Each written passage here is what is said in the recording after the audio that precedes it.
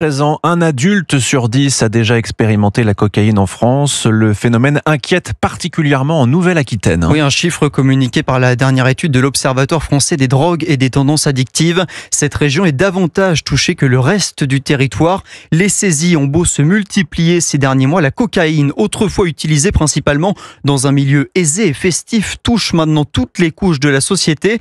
Stéphane Place, vous êtes le correspondant d'Europe 1 dans le Sud-Ouest et cette tendance à la hausse inquiète les autorités.